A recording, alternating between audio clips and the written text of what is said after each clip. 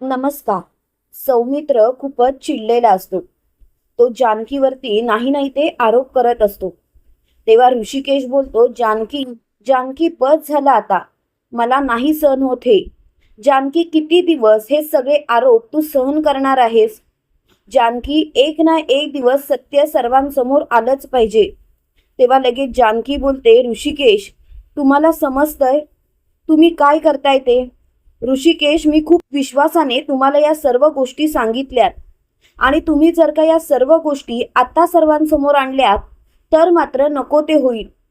तेव्हा ऋषिकेश बोलतो, मग काय करायचं? सौमित्र तुझ्यावरती जे आरोप करतोय ते मी बघत राहू? ते मी सहन करत राहू का? मला नाही सहन होत. तेव्हा सौमित्र बोलतो, वा दादा वा, खरंच मानलं पाहिजे तुला. तुझ्या बायकोमुळे माझ्या बायकोचा जीव गेला. खूप विश्वासाने मी तिचा हात तुझ्या बायकोच्या हातात सोपवला होता, पण तिने काय केलं? तिने मात्र माझा विश्वासघात केला. तेव्हा ऋषिकेश बोलतो, बस झालं सौमित्र. काही गोष्टी जर का तुला माहिती नसतील ना तर उगाचच बोलू नकोस. सौमित्र, तू जानकीवरती अविश्वास दाखवतोस. जानकीवरती? अरे त्याच जानकीविषयी बोलताना तुझ्याकडे शब्द पुरे नसे व्हायचे आणि तू मात्र आता तिच्यावरती नको नको ते आरोप करतोस. तेव्हा मात्र सुमित्रा बोलते, ऋषिकेश, अरे तुम्ही दोघांनीही शांत व्हा. अरे काय चाललंय तुमचं? आधीच आपल्यावरती दुःखाचा डोंगर कोसळलाय आणि त्यात त्यात तुम्ही दोघंही भांडताय. मला खरंच त्रास होतोय. तेव्हा मात्र मोठ्यानी सौमित्र बोलतो, आई आई, अगं तूच विचार कर, मी माझी बायको गमावलीये. तेव्हा लगेच सुमित्रा बोलते, सौमित्र, अरे तू तुझी बायको गमावली असशील तरी सुद्धा एक गोष्ट लक्षात ठेव, आम्ही सुद्धा आमची मुलगी गमावलीच आहे ना. अरे आमची सून गमावली आहे. तेव्हा मात्र जानकी बोलते, सौमित्र भाऊजी, मी तुमची माफी मागते, हात जोडून माफी मागते, पण प्लीज सौमित्र भाऊजी स्वतःला शांत करा. तेव्हा मात्र सौमित्र जोरात जानकीला ढकलून देतो. त्यावेळेला ऋषिकेश मोठ्याने ओरडतो, सौमित्र, आणि तो चक्क त्याच्यावरती हात उचलतो. तेव्हा मात्र त्याला खूपच राग आलेला असतो. त्यावेळेला जानकी ऋषिकेशचा हात धरते आणि ऋषिकेशला बोलते, ऋषिकेश काय चाललंय तुमचं? ऋषिकेश, प्लीज स्वतःला शांत करा. तेव्हा लगेच ऋषिकेश बोलतो, नाही जानकी, आता खरंच बस. तेवढ्यात मात्र तिथे ऐश्वर्या आलेली असते आणि जानकी ऐश्वर्याला बघताच ऋषिकेशच्या हाताला चिमटा काढते. त्यावेळेला ऋषिकेश शांत बसतो. त्यावेळेला सौमित्र बोलतो, ऐश्वर्या, माझ्या बेडरूम मध्ये पाऊल सुद्धा ठेवायचं नाही. जर का माझ्या बेडरूम मध्ये पाऊल ठेवलंस ना तर बघ. तेव्हा मात्र जानकी बोलते, ऐश्वर्या ऐश्वर्या, प्लीज तू शांत हो आणि तू इथून निघून जा बघू. ऐश्वर्या, सौमित्र भाऊजींचा राग अनावर आहे.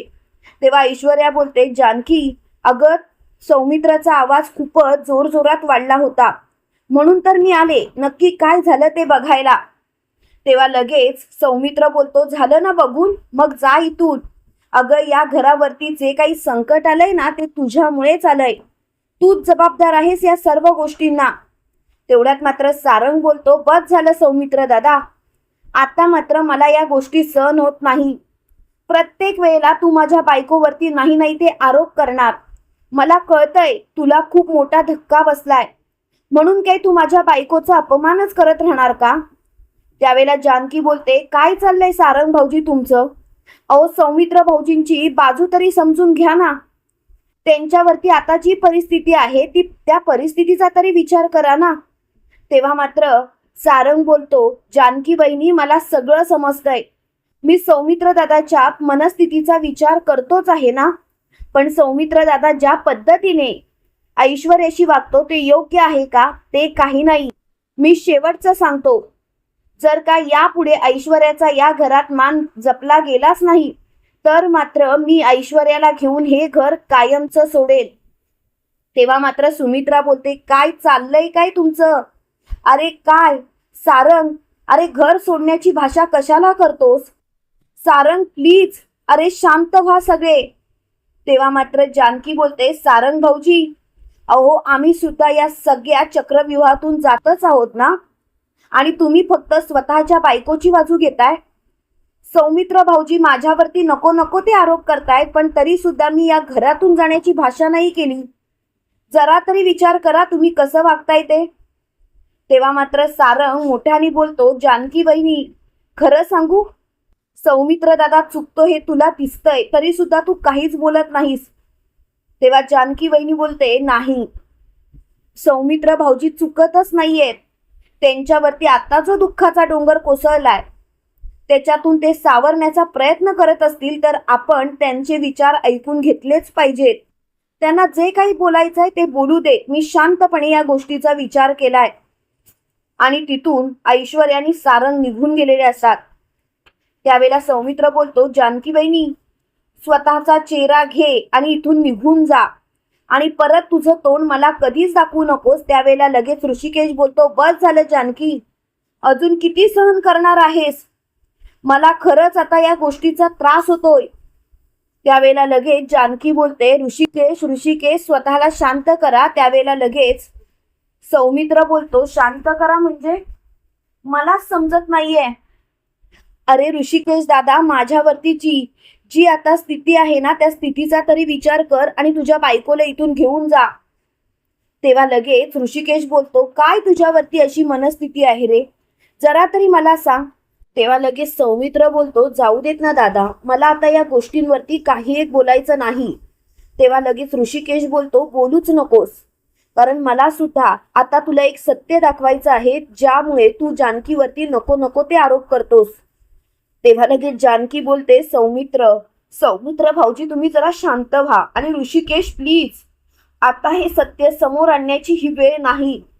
तेव्हा मात्र सौमित्र बोलतो, मला सुद्धा बघायचं आहे ना, प्रत्येक वेळेला दादा तुझीच बाजू घेतो तर मला ऐकायचंच आहे नक्की सत्य काय आहे ते, आणि ते समजून घेतल्याशिवाय मी शांत बसणार नाही. तेव्हा मात्र सुमित्रा बोलते, ऋषिकेश अरे तू एवढ्या ठामपणे काय बोलतोस. तेव्हा लगेच ऋषिकेश बोलतो, चला, आणि तो सौमित्राचा हात धरतो आणि चक्क सौमित्रला अडगळीच्या खोलीमध्ये घेऊन जातो आणि त्याला जोरात तिथे ढकलून देतो. त्यावेळेला सौमित्र बोलतो, काय चाललंय तुझं, आता काय मला इथे कोंडून ठेवणार आहेस का. तेवढ्यात मात्र समोरून आवाज येतो, सौमी. सौमी हा शब्द ऐकताच सौमित्राच्या पायाखालची जमीनच सरकते. सौमित्र तिकडे त्या दिशेने बघायला लागतो. समोरच अवंतिका उभी असते. सौमित्राचे डोळे पाणवलेले असतात. त्याला खूपच रडायला येत असतं. तो मोठ्याने बोलतो, अवंतिका अवंतिका तू, आणि तो तिला जाऊन मिठी मारतो. तेव्हा मात्र सुमित्राला सुद्धा धक्का बसलेला असतो. सुमित्रा जानकीला बोलते, जानकी हे सर्व कसं काय शक्य झालं. तेव्हा लगेच जानकी बोलते, आई आई तुम्हाला काय वाटलं, मी काहीही आपल्या घरावरती संकट येऊ देईन का. तेवढ्यात मात्र सौमित्र अवंतिकाच्या गालावर हात ठेवतो आणि अवंतिकाला बोलतो, अवंतिका अगं तू जिवंत आहेस तर तू इथे लपून का बसलेस. अवंतिका तुला लपून बसायची गरजच काय. तेव्हा मात्र अवंतिका बोलते, सौमी सौमी शांत हो, खरं सांगायचं तर मी जिवंत आहे ते फक्त आणि फक्त जानकी वहिनीमुळे, बाकी कोणामुळेही नाही. खरं सांगायचं तर जानकी वहिनीचेच उपकार आहेत की मी जिवंत आहे. तेव्हा मात्र सौमित्र बोलतो, काय अगं तू काय बोलतेस कळतंय का. तेव्हा लगेच अवंतिका बोलते, हो मी जे काही बोलते ना ते खरंच आहे, कारण ऐश्वर्याने अशी चाल खेळली होती की त्या चालीमध्ये मी चांगलीच अडकली होती. आता मात्र मला या गोष्टीचा खूप त्रास होतोय. खरं सांगायचं तर जानकी वहिनीला ऐश्वर्याचा खरा वेळीच कळला होता आणि म्हणूनच तिने अगदी तंतोतंत प्लॅन आखला होता. तेव्हा मात्र मोठ्याने सौमित्र बोलतो, तू काय बोलतेस कळतंय का तुला. त्यावेळेला लगेच अवंतिका बोलते, मी जे बोलते ना ते भानावर ठेवूनच बोलतेय, प्लीज प्लीज माझ्या या गोष्टींचा विचार करा. त्यावेळेला मात्र सौमित्र जानकी जवळ जातो आणि जानकी समोर हात जोडतो आणि जानकीला बोलतो, जानकी वहिनी मला माफ कर, जानकी वहिनी माझं चुकलं. तेव्हा लगेच जानकी बोलते, सौमित्र भाऊजी अहो काय बोलताय तुम्ही, तुमचं काहीही चुकलेलं नाही सौमित्र भाऊजी, तुम्ही उगाचच माझी माफी मागताय. सौमित्र भाऊजी तुम्ही अवंतिकाची जबाबदारी माझ्यावरती सोपवली होती आणि ती जबाबदारी मी अगदी निर्विघ्नपणे पार पाडली आहे. सौमित्र भाऊजी तुमच्या अवंतिकाला मी काही होऊ दिलं नाही. तेव्हा मात्र सौमित्र बोलतो, हो हो जानकी वहिनी हो, मला सगळं काही कळून चुकलं, जानकी वहिनी खरंच मला माफ कर. तेव्हा लगेच जानकी बोलते, माफी माफी कशाला मागताय? माफी मागायची गरजच नाहीये सौमित्र भाऊजी. तेव्हा मात्र ऋषिकेश बोलतो, म्हणून सौमित्र बोलताना जरा विचार करायचा. तू जानकीवरती नाही नाही ते आरोप केलेस, पण जानकीने मात्र कधीच तुझा अपमान केला नाही. जानकी तुझं सगळं काही ऐकून घेत होती. त्यावेळेला लगेच सौमित्र बोलतो, जानकी वहिनी खरंच मला माफ कर. जानकी वहिनी खरंच माझं चुकलं. तेव्हा मात्र जानकी बोलते, मला काही ऐकायचं नाही सौमित्र भाऊजी. तुम्ही रागाच्या भरात होतात आणि तुम्हाला एवढं मोठं सत्य कळाल्यानंतर तुम्हाला धक्का हा बसणारच ना. सौमित्र भाऊजी, तुम्ही काहीही चुकीचं वागलेलं नाही आहात. प्लीज प्लीज स्वतःला दोष देऊ नका. तेव्हा मात्र अवंतिका बोलते, असं कसं बोलता वहिनी तुम्ही? वहिनी असं कसं काय बोलू शकता? अहो, ज्या सौमित्रमुळे तुमच्यावरती नको नको ते आरोप झाले, त्यांनी नको नको ते आरोप केले, त्या सौमित्राला तुम्ही एवढ्या सहजासहजी माफ करताय? तेव्हा लगेच जानकी बोलते, कारण सौमित्र भाऊजी मला लहान भावासारखे आहेत आणि अवंतिका, त्यांच्यावरती जो दुःखाचा डोंगर कोसळला होता ना, त्याच्या पुढे हे काहीच नव्हतं. अवंतिका प्लीज, सौमित्र भाऊजींना काहीही बोलू नकोस. तेव्हा मात्र अवंतिका सौमित्रला बोलते, सौमित्र बघ, त्यांच्या मनाचा मोठेपणा बघ, आणि कितीही काही झालं तरी सुद्धा एक गोष्ट लक्षात ठेव, आता मात्र मला एकच गोष्ट कळून चुकली. तेव्हा लगेच सौमित्र बोलतो, प्लीज प्लीज अवंतिका, आता काहीही बोलू नकोस. अवंतिका प्लीज मला माफ कर. तेव्हा मात्र अवंतिका बोलते, माफी माझी काय मागतोस, त्यांची माग. तेव्हा मात्र जानकी बोलते, अवंतिका बस, काय चाललंय तुझं? अवंतिका, अगं गोष्टी ताणल्या की जास्तच ताणतात, म्हणूनच तुला सांगतेय, प्लीज या गोष्टी इथल्या इथे बंद कर. आपल्याला त्या ऐश्वर्याचा खेळ खल्लास करायचा आहे आणि त्यासाठी आपल्याला जे प्रयत्न करता येतील ना ते आपण करूया. तेव्हा मात्र मोठ्यानी अवंतिका बोलते, जानकी वहिनी तुम्ही जे सांगाल ते मी करेन. तेव्हा जानकी बोलते, आता एकच गोष्ट करायची अवंतिका, ती म्हणजे त्या ऐश्वर्याला घाबरवायचं.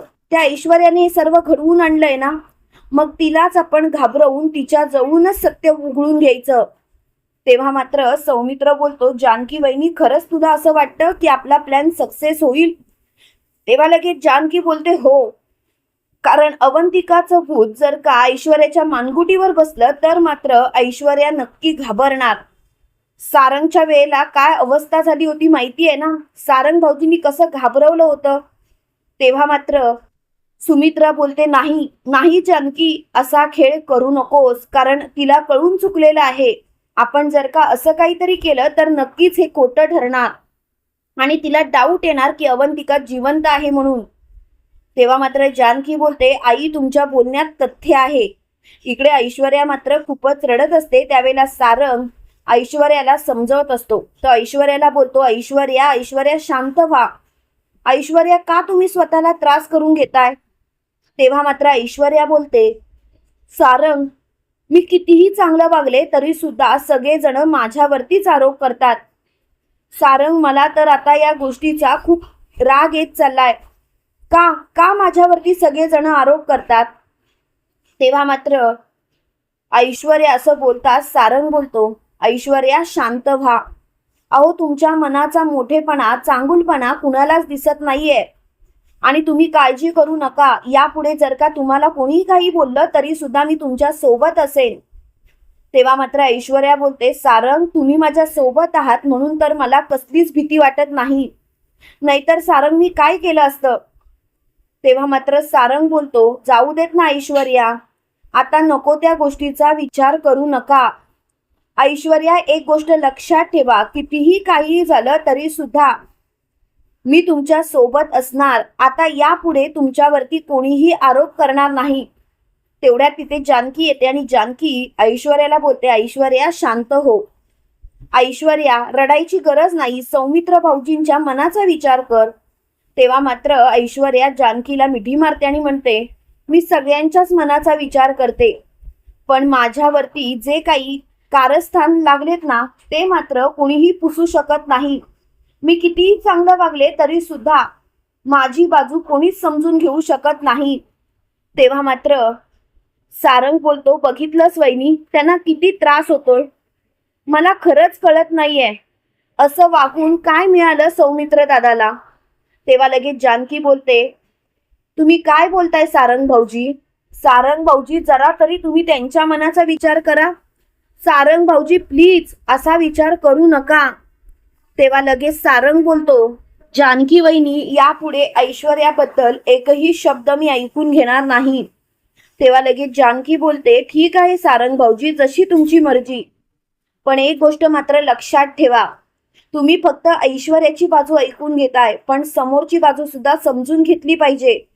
ऐश्वर्याच्या बाबतीत अन्याय होतोय हे मला कळतंय, पण आता मात्र जास्त गरज आपली कुणाला असेल तर सौमित्र भाऊजींना आहे. प्लीज प्लीज स्वतःला शांत करा आणि स्वतःच्या मनाला विचारा. तेव्हा मात्र ऐश्वर्या बोलते, सारंग सारंग जानकी अगदी बरोबर बोलतीये. आणि खरं सांगू का सारंग, तुम्ही माझा विचार नका करू. सारंग प्लीज तुम्ही स्वतःचा विचार करा. तुमच्या भावाला आता तुमची गरज आहे. तेव्हा मात्र सारंग जानकीला बोलतो, जानकी बहिणी खरंच सॉरी. तेवढ्यात मात्र सुमित्रा बोलते, सारंग आता तुमचं जे काही चालू आहे ना ते बंद केलं तर बरं होईल. आणि खरं सांगू का सारंग, खरंच मला या गोष्टींचा खूप त्रास व्हायला लागलाय. तू असा कसा काय वागू शकतोस. तेव्हा मात्र सारंग बोलतो, खरं सांगू, मी काही चुकीचं वागलेलं नाही आणि तुम्ही सगळेजण आता माझ्यावरती आरोप करू नका. तेवढ्यात मात्र ऐश्वर्या बोलतो, जाऊ देत ना, आता या गोष्टीचा विचार नका करू. जे काही घडलं ते चांगल्यासाठी घडलं असंच बोलूया. आणि एक गोष्ट लक्षात ठेवा, सौमित्रला आपण एकटं सोडायचं नाही. तेव्हा मात्र जानकी स्वतःशीच बोलते, किती नाटकं करशील ऐश्वर्या. एक ना एक दिवस तुझ्या पापाचा घडा भरणार आणि त्यावेळेला मात्र मी तुला सोडणार नाही. तुम्हाला काय वाटतं मित्रांनो, खरोखर सौमित्र, जानकी, ऋषिकेश, सुमित्रा मिळून ऐश्वर्याचा खरा चेहरा सारंग समोर आणतील का. आणि खरोखर अवंतिकाचं भूत जर का ऐश्वर्याच्या मानगुटीवर बसलं तर ऐश्वर्या स्वतःच्या तोंडाने सगळं सत्य कबूल करेल का. कमेंट करून नक्की कळवा. आणि असेच मालिकेंचे नवनवीन अपडेट पाहण्यासाठी व्हिडिओला लाईक आणि चॅनलला सबस्क्राईब करायला विसरू नका. थँक्यू.